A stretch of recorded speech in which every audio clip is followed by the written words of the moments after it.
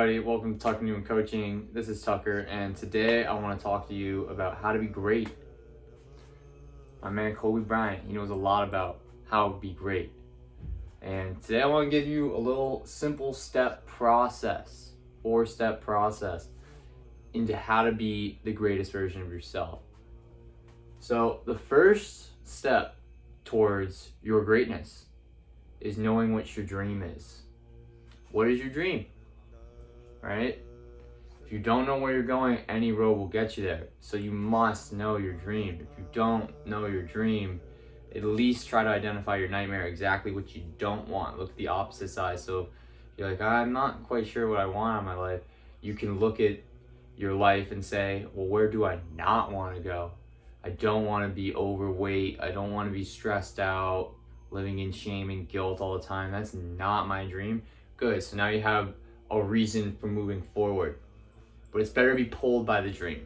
So taking time, sitting down, and spending a lot of time thinking about your dream is pretty important, because it's really the only thing that you really have going on. A lot of people are, if you don't have a dream, you live in flatland. And living in flatland is not a fun place to live. It's like every day is the same. It's not that exciting. So you want to make sure you identify your dream first and foremost, so that now you have a reason to be great. Next, once you know your dream, we got to create balance, right? Oh, I'm so excited. I got my dream. I'm going to make the world a better place. We're going to do all this great stuff. We're going to get our health right. We're going to start feeling good. Yes, I'm excited. Now I'm feeling yang. So we got to balance out the yin and the yang in our body, the parasympathetic, the sympathetic, the fight or flight, the rest and digest, however you want to chop it up. We got to keep it in balance, because when our energies are in balance, now we have more flow, more sustainability, and life's just a lot better. So we got to identify where we're out of balance. Am I not sleeping enough? Am I staying up too late doing my dream, right? But if I'm not having the energy to keep it going, we got to make sure that we're bringing it back to balance all the time.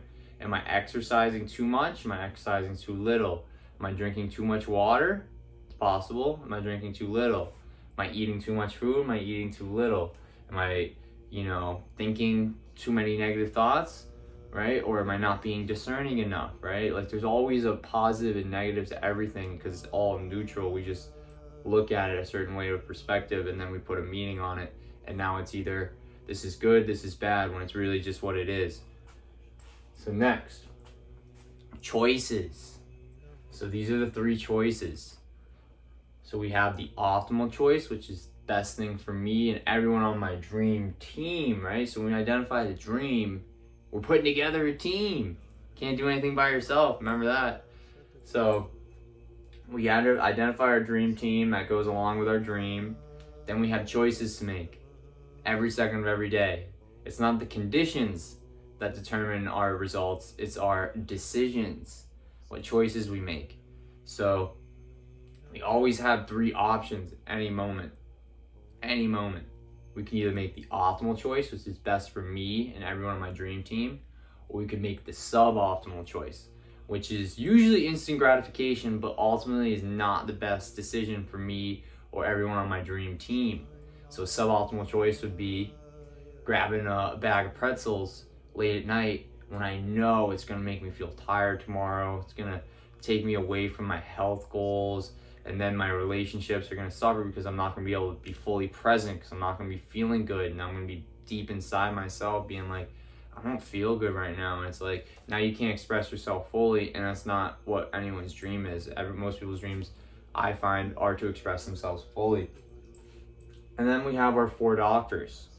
So right back to the concept of balance, we have 4 doctors within us. We have Dr. Happy, your dreams, your goals, things that make you happy. Remember, Dr. Happy is the chief physician. So if you're not making yourself happy every day, and it's a you thing.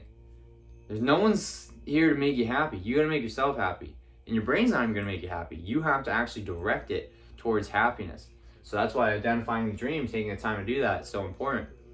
So we had Dr. Happy, the chief physician. Then Dr. Happy determines where we pull our arrow of choice towards Dr. Diet, right? So once we know what we need to do to make us happy, now we have to support ourselves nutritionally, but we also have to feed our minds. We also have to feed our spiritual body, our emotional body. So what are we feeding and nourishing our Dr. Happy with? And then the bow is stabilized by our movement. And movement's not just physical, it's mental, emotional. Like, are we moving in balance? And then we have Dr. Quiet, right? So the Dr. Quiet and Dr. Movement balance each other out, so your bow is not pointed up or down. It's pointed in a nice right direction that you want to get your Dr. Diet, your nourishment from. And it's all, and you're Dr. Happy. You're the arrow puller. So you got to make sure you're aiming in the right direction. All right, so that's like the 4-step process to being great. And if you follow that 4-step process, you will become very great. Very great.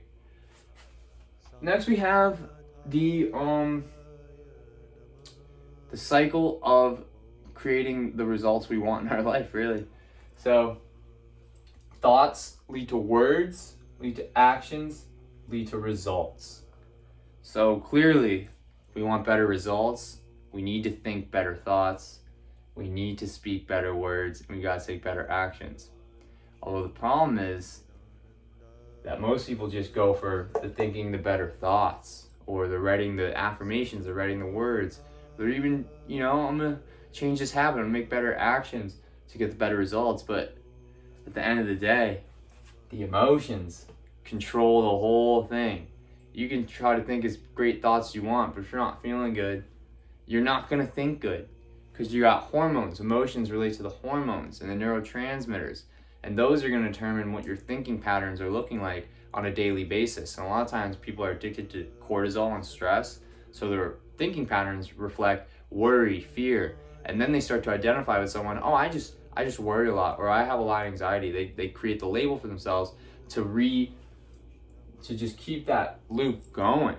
They just keep it going because it's familiar. And we don't want to step into the unknown because that's scary, and that's more fear. And fear is what prevents people from achieving their dreams and being great. So we want to overcome that fear by stepping out of negative emotions. And we can look at this chart of consciousness right here. The negative emotions are down here, and the positive emotions are up here. So as soon as we go from neutrality into willpower, and we start to take control of our lives, now we're in a positive loop, and we want to be in the positive loop. It's all loops. Our whole life is just loops and patterns and things we keep doing again. So the more conscious you are, the more aware you are, the more you can break through those loops and start to create the life that you do want. And then the last piece to really remember on your journey to greatness is the science of success. So I'll start with the science of success. We also have the art of fulfillment, but the science of success. So when have a goal, right? We know our dream. We're saying, all right, the fastest way to get there is to find someone who's already done it. There's almost 8 billion people in the world. Someone's probably thought the same thing you thought. There's also a universal mind. If you ever look at the book One Mind by Larry Dossey, he explains very scientifically how there's the 100th monkey effect, or if you look at a school of fish, they all move instantaneously. Or a monkey can learn how to get ants with a stick out of the log, and then another monkey learns, and another monkey learns, and then all of a sudden all the monkeys in the whole area start to learn. They never even saw it. They just woke up one day and they just knew it because there's one mind controlling all of us.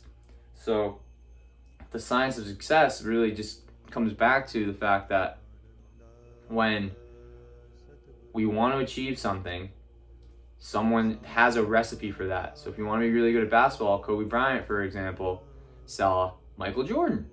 He's like, what did Mike do? How was Mike training? How does Mike play the game? And he's looking at that like, all right, that's what I want to be. That's the recipe. I'll just train harder than anyone. I'll get up early. I'll do all the drills. I'll do all the stuff I need to do. So he was using Michael Jordan as a role model. And a lot of athletes do this. They emulate great athletes so they can become the best version of themselves because they want to be successful. But the key is the art of fulfillment. So let's say you're Kobe Bryant, right? And you're looking at Michael Jordan and you're like, oh, look how Mike's playing, look how he's training. But then Kobe realizes my life is a little bit different, a little different dynamic. I got a little different teammates. I'm not like Mike. I got to play my game because this is a certain way that I do things that's different from Mike, or my body's a little different. I'm able to do this and not that.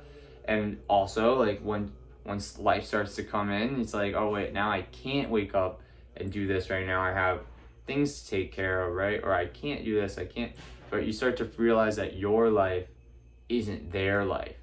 And so that trying to copy someone else's life isn't really gonna fulfill you. It might just make you resentful, and it might lead you into midlife crisis.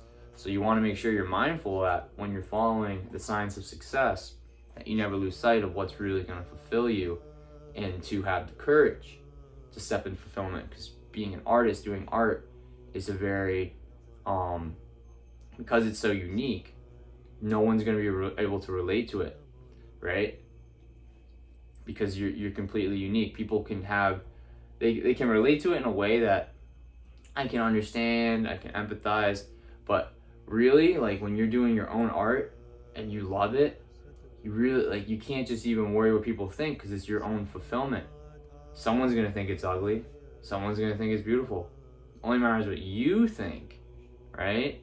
Success is somewhat objective by our society, although it'd be better to define your own success and your own fulfillment, because then you can define what great means to you. And if you really want to be great, it's about an internal game of feeling great.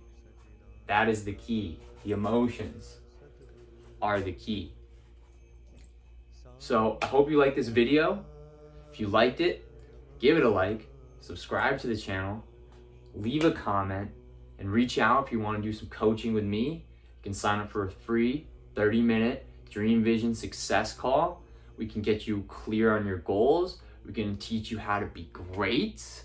We'll get you in the right direction. You'll leave the call with like a complete, pretty much plan of like, all right, this is what I need to do this week. This is what I'm doing for the next few months. This is where I'm ultimately going. And these are the things preventing me from that. And here's how to achieve that, right? So these 30-minute calls, we can cover a lot of ground. We can get a lot done. And you can really start to create your dream. So if you're interested in that, you can DM me on Instagram at Tucker Newman Coaching, or send me an email at tuckernewmancoaching@gmail.com, and we can get you started. All right, so thank you for watching this video, and continue to be great.